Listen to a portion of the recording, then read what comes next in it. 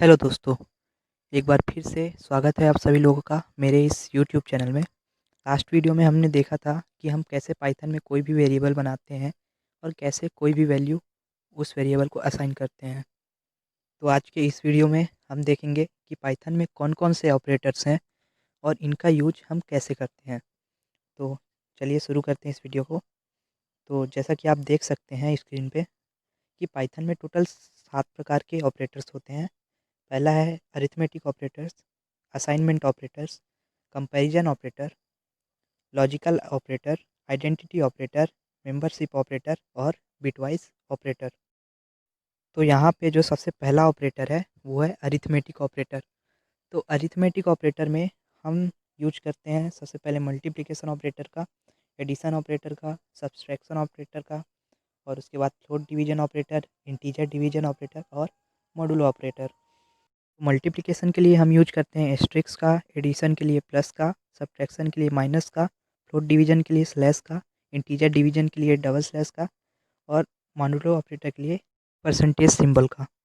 तो जैसा कि लास्ट वीडियो में मैंने आप लोगों को बताया था कि कैसे आप पाइथन में वेरिएबल क्रिएट कर सकते हैं और उनको वैल्यू असाइन कर सकते हैं।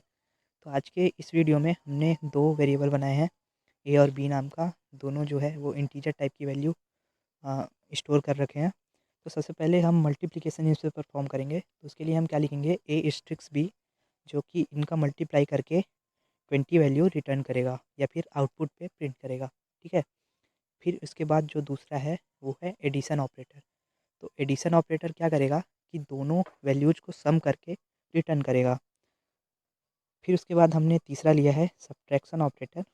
ये इसके लिए हम यूज करेंगे ए माइनस बी और ये इनका जो इनका डिफरेंस होगा वो रिटर्न करेगा। फिर इसके बाद है फ्लोट डिवीजन ऑपरेटर।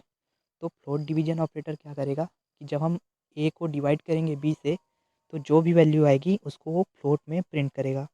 तो जैसे 5 डिवाइडेड बाई 4 करेंगे तो क्या वैल्यू आएगी 1.25, तो ये 1.25 रिटर्न करेगा। फिर इसके बाद जो नेक्स्ट है इंटीजर डिवीजन। तो ये जो है वो एक्सटेंडेड वर्जन है फ्लोट का, जिसमें फ्लोट डिवीजन का इंटीजर वैल्यू जो है वो रिटर्न करेगा। जैसे कि वहाँ पे 1.25 है तो ये 1 रिटर्न करेगा। ठीक है। फिर इसके बाद नेक्स्ट है मॉडुलो ऑपरेटर।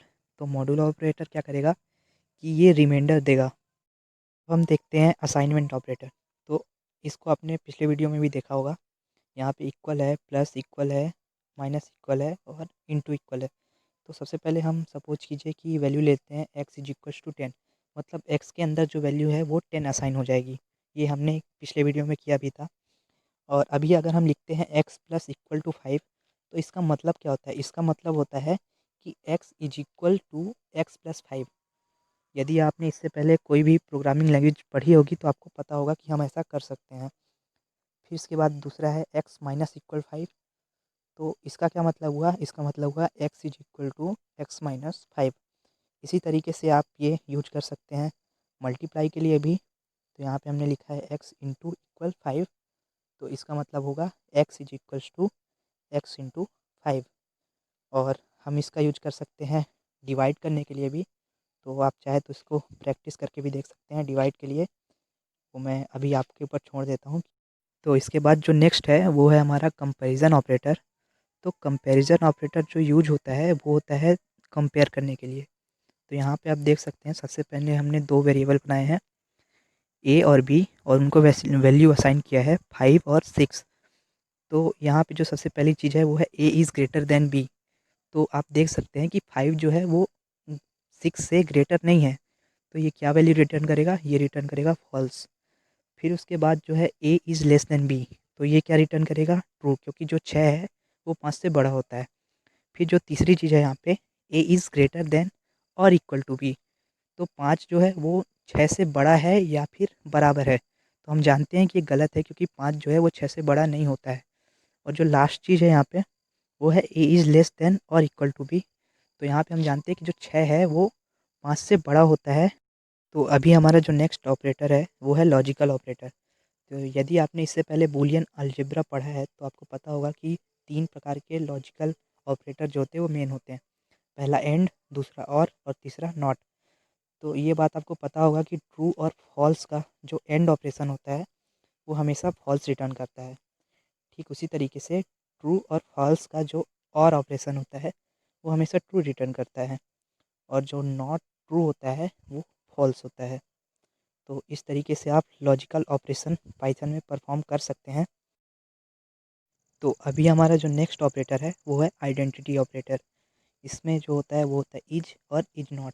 तो सबसे पहले हम दो वेरिएबल बनाते हैं, a इक्वल टू 3, और एक नया वेरिएबल बनाते हैं b जिसको असाइन कर देते हैं a। ठीक है, तो a इज़ b। तो यहाँ पे आप देख सकते हैं कि a और b दोनों सेम है, तो ये क्या रिटर्न करेगा, ट्रू।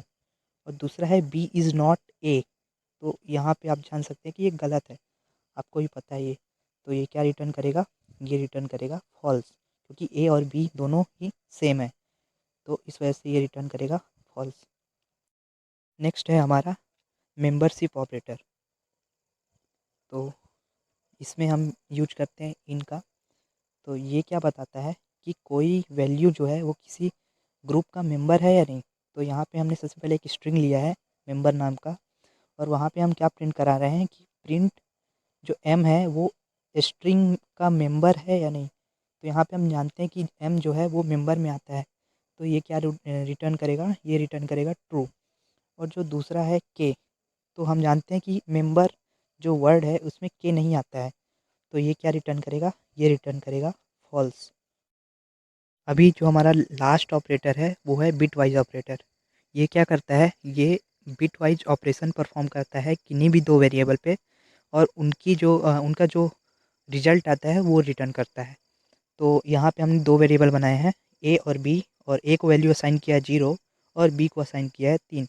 तो अभी जब हम प्रिंट कराएंगे ए एंड बी, तो ये क्या प्रिंट करेगा 0, क्योंकि हम जानते हैं कि अगर हम 0 का जो है एंड किसी भी नंबर के साथ कराएंगे तो वो हमेशा 0 ही रिटर्न करेगा। फिर उसके बाद जो दूसरा है वो है ए और बी। ठीक है, तो यदि हम किसी भी नंबर का जो और ऑपरेशन है वो 0 के साथ कराएं तो हमेशा वही नंबर मिलता है। तो इस तरीके से आप बिट वाइज ऑपरेशन जो है वो पाइथन में परफॉर्म कर सकते हैं। तो मैं आशा करता हूँ कि ये वीडियो आपको पसंद आई होगी। यदि ये वीडियो आपको पसंद आई है तो प्लीज़ इस वीडियो को लाइक कीजिए और इस चैनल को सब्सक्राइब कीजिए, क्योंकि पाइथन से रिलेटेड मैं काफ़ी सारे टॉपिक्स इस चैनल पे लाने वाला हूँ जो कि फ्री ऑफ कॉस्ट है। इसको पढ़ने के लिए आपको कोई भी अमाउंट जो है वो पे नहीं करना पड़ेगा। तो मिलते हैं अगले वीडियो में, तब तक के लिए थैंक यू।